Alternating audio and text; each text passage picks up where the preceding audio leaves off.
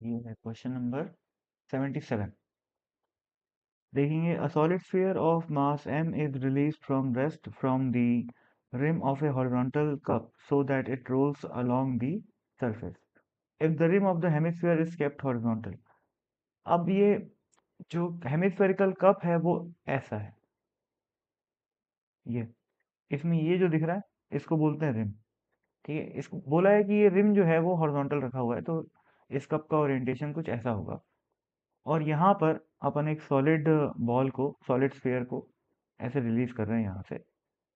तो क्या बोला है कि if the rim of the hemisphere is kept horizontal find the normal force exerted by the cup on the ball when the ball reaches the bottom of the cup. तो सोचो ये ball जो है वो क्या करेगी, ऐसे स्लाइड होके नीचे जाएगी। तो यहाँ पर जब बॉल पहुंचेगी तो नॉर्मल रिएक्शन क्या होएगा कप और बॉल के बीच में, ये अपने को निकालना है।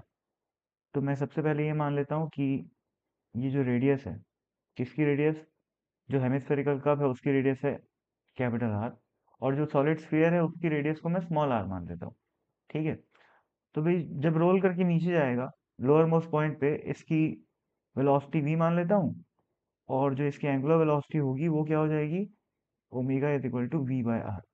वी बाय आर इसलिए होगी क्योंकि लिखा हुआ है कि वो रोल कर रहा है, और प्योर रोलिंग के समय ओमेगा की वैल्यू क्या होती है, वी बाय आर होती है। तो अब सोचो, अब यहाँ पर रोलिंग हो रही है तो कोई फ्रिक्शन की वजह से एनर्जी का लॉस वॉस तो आनी आएगा नहीं। तो जितनी भी मैकेनिक पोटेंशियल एनर्जी थी, कौन सी, एम जी इंटू कैपिटल आर, वो किस में कन्वर्ट हो जाएगी, वो जब बॉल यहाँ पर पहुंचेगी तो बॉल की काइनेटिक एनर्जी में कन्वर्ट हो जाएगी। ठीक है, अच्छा एक चीज और यहाँ पर, हाँ ठीक है, बॉल की काइनेटिक एनर्जी में कन्वर्ट हो जाएगी। तो क्या हो जाएगा ये, half m v square plus half I omega square. यही काम करते हैं अपन लोग काइनेटिक एनर्जी निकालने के लिए। तो अब सॉलिड स्फीयर है तो यहाँ पर जो आई लिखा हुआ है ये, इसकी वैल्यू क्या हो जाएगी, 2/5 mr स्क्वायर। तो 2/5 mr स्क्वायर, ये आ गया। और ये जो ओमेगा है ये क्या हो जाएगा, वी स्क्वायर बाय आर। तो वी बाय आर, तो ओमेगा का स्क्वायर क्या बन जाएगा, v square by r square. ये आर स्क्वायर गया, ये 2 और 2 गया, ये एम एम और एम गया। तो यहाँ पर जी आर इज इक्वल टू क्या आ रहा है, देखो वी स्क्वायर और 1/2 प्लस 1/5 आ रहा है, तो ये 7/10 आएगा। तो वी स्क्वायर की वैल्यू आ रही है 10 g r/7। ठीक है, अब हमको क्या पूछा हुआ है, नॉर्मल रिएक्शन पूछा हुआ है लोअर मोस्ट पॉइंट पे। तो सोचो भाई लोअर मोस्ट पॉइंट पे इसकी एफडी बनाते, यहाँ पर क्या लगेगा mg, और यहाँ पर क्या लगेगा, normal reaction.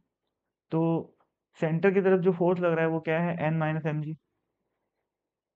This is the net force acting toward the centre of the circle. कौन सा सर्कल की बात कर रहा हूँ मैं, वो सर्कल जिस सर्कल पे ये मूव कर रहा है, कौन, ये पार्टिकल। ठीक है ना, तो अगर ये पार्टिकल सर्कुलर मोशन कर रहा है तो इस इंस्टेंट पे इसका एक्सेलरेशन ऊपर की तरफ होगा, centripetal acceleration v square by r.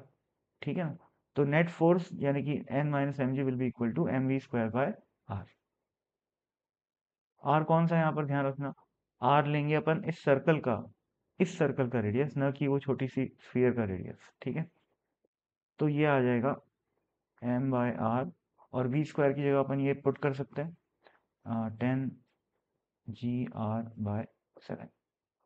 तो ये आर और ये आर कट गया। वैसे भी देखो क्वेश्चन में रेडियस ऑफ दी हेमिस्फेरिकल तो दिया भी नहीं है, तो ये आर तो मैं एक प्रकार से अज्यूम ही किया था, वो कट भी गया आखिरी में। ऐसा ही होता है हमेशा, जो चीज़ नहीं गिवन होती उसको अज्यूम कर लो, वो आखिरी में कट ही जाती है। ठीक है ना, अगर आंसर उस पर डिपेंड नहीं कर रहा है तो वो चीज़ कट जाती है। तो क्या आ गया भाई ये, n minus m g is equal to 10 g/7, 10 mg/7। तो n बराबर क्या आ जाएगा, ये 17 mg/7। अब वैसे एक चीज और बता देता हूं मैं, कि जैसे बॉल को हम छोटे मानेंगे तब अगर वो जो सॉलिड स्फीयर है उसको छोटा मानेंगे तब तो भाई पोटेंशियल एनर्जी में जो डिक्रीमेंट आया है वो एम जी आर आएगा।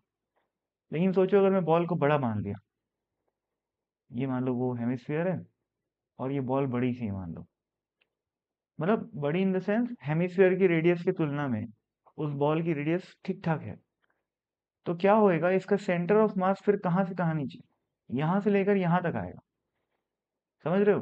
तो इस पोजीशन से सेंटर ऑफ मास इस पोजीशन तक आया, तो ये डिस्टेंस आर नहीं है, ये डिस्टेंस कितनी है, आर माइनस आर है।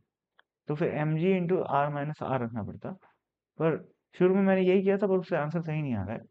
तो इसका मतलब यही है कि हमें अज्यूम करके चलना है कि वो जो सॉलिड स्फीयर है वो छोटा है, ठीक है।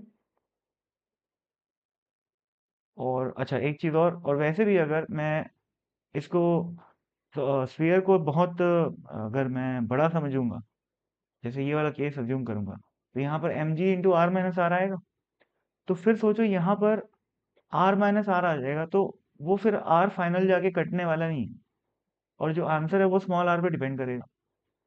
तो यदि स्मॉल आर रेडियस नहीं दे रखी है सॉलिड स्फीयर की, तो कहीं ना कहीं वो इनडायरेक्टली बोल रहा है कि ये मान के चलो कि वो रेडियस बहुत ही छोटी है in comparison to radius of the semicircle. तो ये थोड़ा बहुत क्वेश्चन पढ़ के समझना भी पड़ता है आदमी को। मैं हड़बड़ी में शुरू में अटेम्प्ट कर लिया था, इस वजह से मैंने ये आर माइनस आर ले लिया था, ठीक है। तो वो थोड़ा गलत आ गया, फिर मैं समझ गया कि ये आर तो मानना ही नहीं है, तो फिर मैंने ऐसे किया तो सही आंसर आया। गलती हो सकती है, इसमें कोई दिक्कत नहीं है, पर अब एक बार जो अपन गलती कर ली उसको अब अगली बार के लिए सीख ले, तो फिर ठीक है।